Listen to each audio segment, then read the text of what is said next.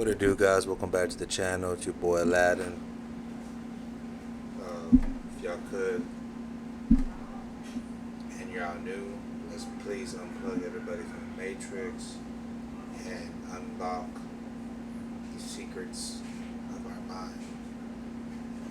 You know, unexplained things, area phenomena, UAPs. I talk about everything on this channel. So if you're new, subscribe and let's get into it. Hi everyone, it's Katrina, the antediluvian world. When we're talking about pre-flood civilizations, what we're really discussing is something called the antediluvian world. This world was supposedly composed of advanced civilizations that may have even surpassed our own.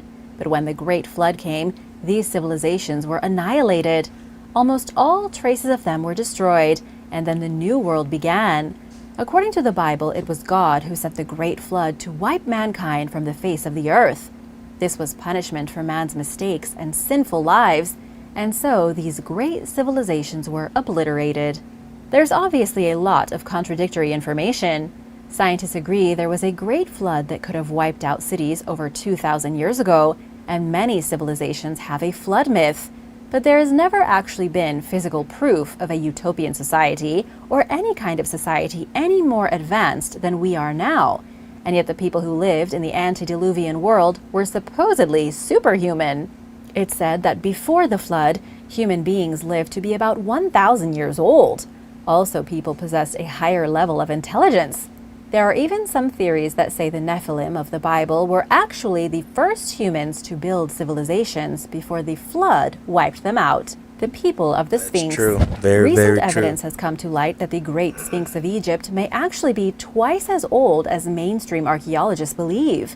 The narrative right now is that the Great Sphinx was built 4,500 years ago during the reign of Pharaoh Khafre and around the same time as the Great Pyramid.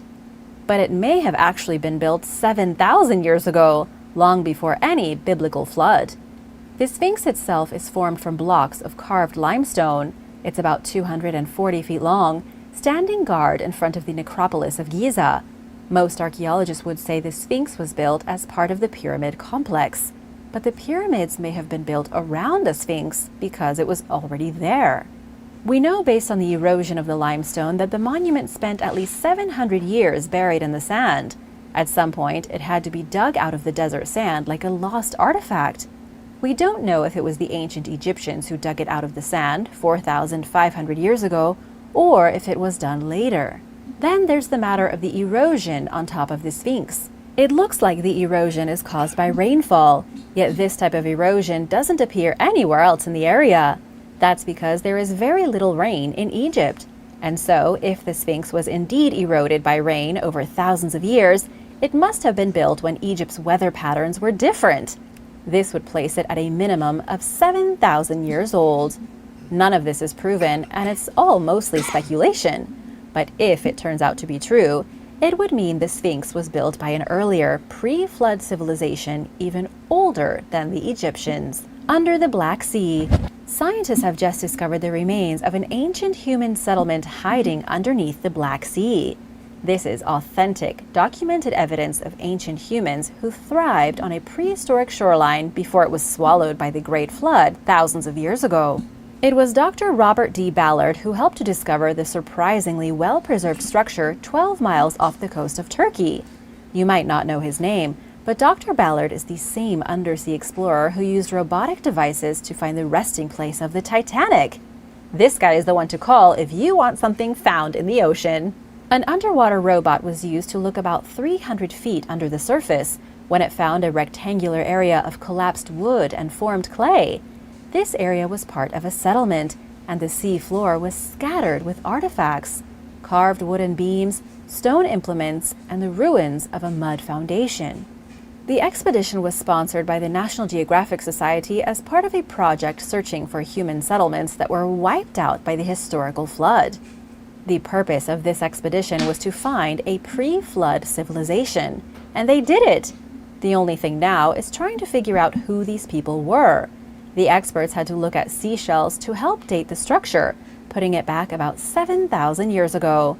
That was about the time a significant change happened in the area, and the Black Sea changed from a freshwater lake to a saltwater sea. The only explanation is a flood, and that flood must have been huge if it buried this lost settlement under 300 feet of water. So I want to give a big shout out to Maggie May and Scared of Whales. Thanks so much for watching and supporting this channel. If you are new here, be sure to subscribe and join us. Tiwanaku. Machu Picchu may be the most famous place in Peru these days, and the Inca may be the most notorious civilization in this part of the world. But Tiwanaku was the real spiritual center of the Andes. It's in ruins these days, with very little of the old architecture left. And yet, what is still standing is quite important. It's useful to understand that just a few miles away is the legendary Lake Titicaca, home of many creation myths and thousands of years of Andean culture. This was the core of all religion and everything sacred in ancient Peru. The lost city of Tiwanaku is important because the structures remaining seem to have been built much earlier than other places in the area. There are the Pumapunku ruins, which were built with such impressive stonework, modern archaeologists don't even know how it was done. These stones fit so perfectly together, not even a piece of paper can get through. And then there's the Gateway of the Sun, which some believe used to be a portal to another world. Finally, there's the flood myth, the Andean legend of Viracocha, the creator god. The legend says that after a great cataclysm, when an enormous flood swept through the area and demolished civilization, Viracocha rose from Lake Titicaca to begin humanity again. It's basically the biblical flood, only told in South America thousands of years ago. There are some who believe that Tiwanaku was built before the flood and only survived because it was so high in the mountains. The Garden of Eden. Göbekli Tepe is the oldest and one of the most mysterious archaeological sites in the world. Located in Turkey, it dates back to over 10,000 years old. This was definitely built by a pre-flood civilization. Some mysterious group of people, even before writing was invented, before the wheel, and before anyone knew how to plant crops, built a monumental structure. Göbekli Tepe is massive, a megalithic feat of architecture that even predates the use of pottery. This thing is older than any other man-made structure in the world. There are some researchers who believe it could be the actual site of the Garden of Eden from the Bible. Biblical researchers have long believed the Garden of Eden was somewhere near ancient Mesopotamia. And while there is no way to prove it, the pieces seem to fit. The complex is built of at least 43 different megaliths, huge pillars that are over 16 feet tall. Plus evidence from geophysical surveys shows there could be more, as many as 250 more, lying buried in the dirt near the site. 10,000 years ago, this could have been the first temple of man, occupied only by Adam and Eve. If biblical speculation is to be believed, this could be the actual place where the first race of humans began, before the flood thousands of years later. Atlantis. The story of Atlantis is thousands of years old. It was immortalized by the Greek philosopher Plato, who described a city inhabited by a great and highly advanced civilization. This civilization became so advanced and so proud of itself that the gods smote them for their arrogance.